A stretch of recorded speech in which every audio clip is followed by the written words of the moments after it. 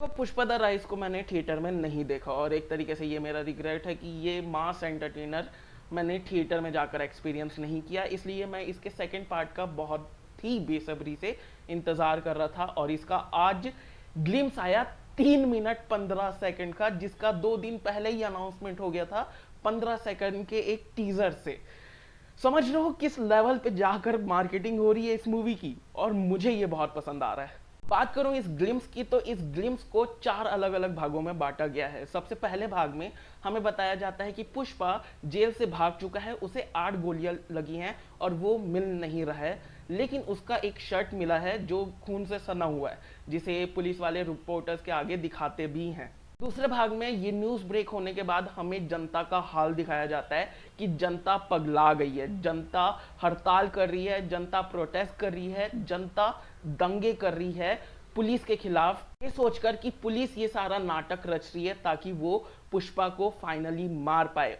तीसरे भाग में हमें बताया जाता है कि पुष्पा ने जनता के लिए क्या क्या किया है। उसने हॉस्पिटल खुलवाए हैं, उसने लोगों के ऑपरेशन के लिए पैसे दिए हैं, उसने बहुत सारी चीज़ें की हैं जिसकी वजह से जनता का उसे सपोर्ट है। भले ही पुष्पा क्रिमिनल है, नेचर को एक्सप्लॉइट करके पैसे कमाता है, लेकिन उसने कई सारी ऐसी चीज़ें की हैं जिसकी वजह से उसे जनता का सपोर्ट है। और जनता का सपोर्ट जिसके पास है, चाहे वो गलत भी हो। उसके बाद चौथे और आखिरी भाग में हमें दिखाया जाता है कि पुष्पा जिंदा है और उसकी औकात क्या है, उसकी हैसियत क्या है, वो आखिर कहाँ जाकर स्टैंड करता है। उसका पूरा रुतबा दिखाया गया है पुष्पा का आखिरी भाग में, और कहा है हमें कि पुष्पा आ रहा है, तुम तैयार रहो।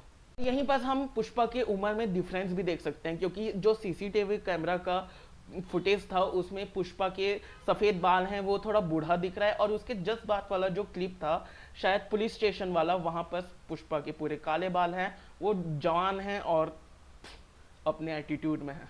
देखो, पुष्पा द राइस मूवी ने हमारे सामने कुछ नया कॉन्सेप्ट ला के नहीं रखा था, कुछ ऐसा कि हमने पहले कभी सोचा ही ना हो, बल्कि 70s 80s में अमिताभ बच्चन ये सब करके छोड़ चुके हैं। बात आती है प्रेजेंटेशन में। प्रेजेंटेशन कमाल का था और वो मुझे बहुत पसंद आया, इसीलिए मैं एक्साइटेड हूँ इस मूवी को लेकर। लेकिन इस मूवी में उन्हें अपना लेवल अप करना पड़ेगा, जो हमें दिख भी रहा है इस ट्रेलर में कि वो जापान, मलेशिया, चाइना, इन सारी जगह पे एक्सपेंड करने का सोच रहे हैं पुष्पा के बिजनेस को, या उसके एम्पायर को, या उसके माफिया को, जो भी कहना चाहो। और मैं उम्मीद करता हूँ कि ये अपना लेवल अप करें, क्योंकि पुष्पा 2 द रूल, पुष्पा का रूल आखिर कहाँ तक जाएगा? सिर्फ साउथ इंडिया में, ऑल ओवर इंडिया में, या फिर इंडिया के बाहर, एशिया में, या पूरी दुनिया में?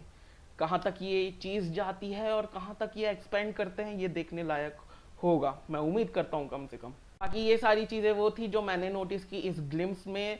तुम्हें क्या लगता है? तुमने कुछ नया नोटिस किया हो तो वो कमेंट सेक्शन में बताओ। बाकी मिलते हैं अगले वीडियो में, तब तक के लिए बाय, और सब्सक्राइब करो क्योंकि सब्सक्राइब करना बहुत ज़रूरी है। Okay, bye.